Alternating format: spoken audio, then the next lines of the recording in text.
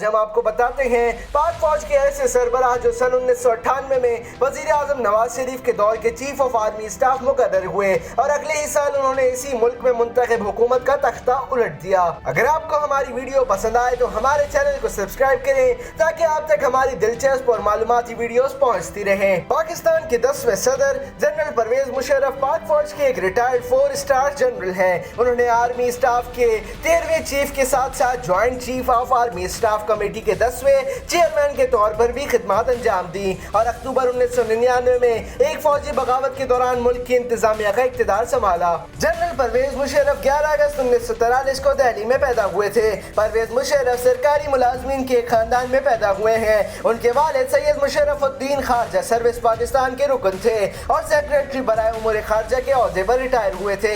مشرف کی والدہ زرین نے متحدہ ٹیننٹس آرگنائزیشن میں کام کیا۔ 1947 میں پاکستان اور ہندوستان میں تقسیم کے فوراً بعد سید مشرف الدین اپنی اہلیہ اور 3 بچوں مشرف، جاوید اور سب سے چھوٹے بیٹے نوید کے ساتھ ہندوستان سے پاکستان چلے آئے۔ فوج میں ایک لمبی ملازمت کے بعد جنرل پرویز مشرف سن 1998 میں اس وقت کے وزیر اعظم نواز شریف کے چیف آف اسٹاف مقرر ہوئے اور اگلے ہی سال انہوں نے ملک میں منتخب حکومت کا تختہ الٹ دیا۔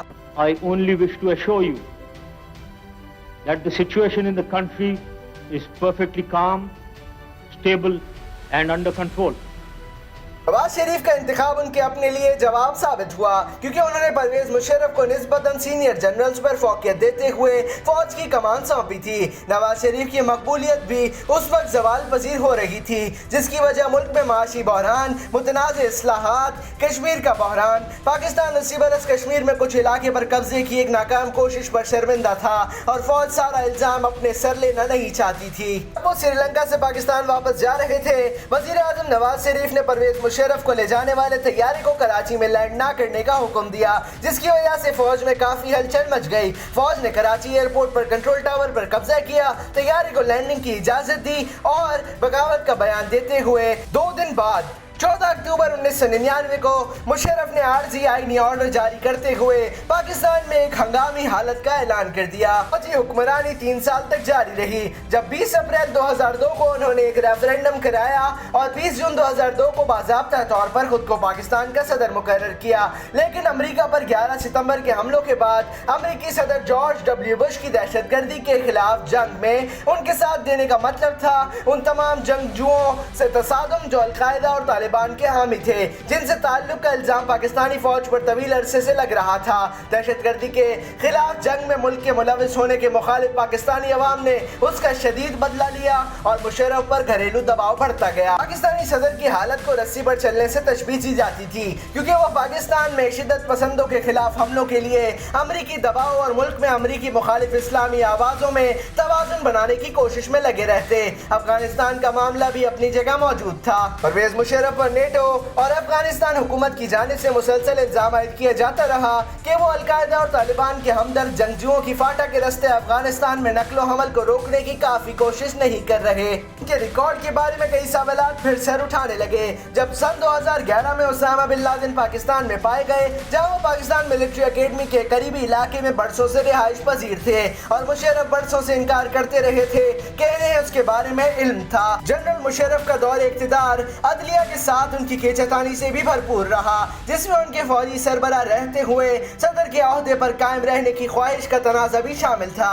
سن 2007 میں انہوں نے اس وقت کے چیف جسٹس افتخار محمد چودھری کو معزول کر دیا جس کی وجہ سے ملک بھر میں مظاہرے پھوٹ پڑے۔ چند مہینوں بعد انہوں نے اسلام آباد میں لال مسجد اور اس سے ملحق مدرسے کی خونی محاصرے کا حکم دے ڈالا جس کے نتیجے میں 100 سے زائد افراد مارے گئے۔ لال مسجد کے طلباء اور علماء پر پاکستان کی دارالحکومت اسلام آباد میں سخت شرعی قوانین لاگو کرنے کے لیے جارحانہ مہم چلانے کا الزام تھا۔ اس واقعے کے رد عمل میں پاکستانی طالبان کی تخلیق ہوئی اور مسلح اور ہم عملوں کا ایک سلسلہ شروع ہو گیا جس میں ہزاروں افراد مارے گئے۔ جب سن 2007 میں نواز شریف ضلع وطنی کاٹ کر لوٹے تو یہ مشرف دور کے خاتمے کا آغاز تھا۔ مشرف عدالتی مقدمات میں الجھ گئے جن میں بے نظیر بھٹو کو ناکافی سیکیورٹی فراہم کرنا بھی تھا جس کے نتیجے میں وہ سن 2007 میں طالبان کے ہاتھوں قتل ہو گئی جس نے دنیا اور پاکستان حکمران کو ہلا کر رکھ دیا۔ سن 2010 میں اقوام متحدہ کی ایک انکوائری میں جنرل مشرف پر الزام عائد کیا گیا کہ انہوں نے سابق وزیر اعظم کی سیکیورٹی میں جان بوجھ کر کوتاہی کی۔ اسی برس ان پر سن 2007 میں آئین معطل کرنے کے فیصلے پر ان کے خلاف غداری کا مقدمہ قائم کیا گیا، لیکن ایسا ملک جہاں ایک طویل عرصے تک فوج کی حکومت رہی ہو وہاں یہ مقدمہ چلنا آسان نہیں تھا، اس لیے حکومت نے سابق حکمران کا مقدمہ سننے کے لیے ایک خصوصی عدالت قائم کی۔ اس مقدمے کو 5 برس لگے اور بالآخر 3 رکنی عدالت کے ججوں نے ایک حیران کن فیصلہ سنایا کہ مشرف غداری کے مجرم ہیں، انہیں سزائے موت سنا دی گئی۔ سابق فوجی جنرل نے اپنا دور اقتدار بڑھانے کے لیے ملک میں ایمرجنسی نافذ کر دی، لیکن فروری 2008 میں ان کی جماعت پارلیمانی انتخابات ہار گئی۔ 6 ماہ بعد انہوں نے گرفتاری سے بچنے کے لیے استعفیٰ دے دیا اور ملک چھوڑ کر چلے گئے۔ اقتدار آصف علی زرداری کو منتقل کر دیا گیا تھا۔ مشرف اپنے لندن اور دبئی میں قیام کے دوران دنیا بھر میں دیے گئے لیکچرز کے بدلے لاکھوں ڈالر کماتے رہے، لیکن انہوں نے یہ بات کبھی راز میں نہیں رکھی کہ ان کا ارادہ وطن واپس جا کر اقتدار حاصل کرنا تھا۔ ان کی صحت کی وجہ سے پاکستان میں واپسی کا امکان نہیں۔ جنوری 2020 میں خصوصی عدالت جس نے سزا جاری کی اسے غیر آئینی قرار دیا گیا اور اس کی سزا ختم کر دی گئی۔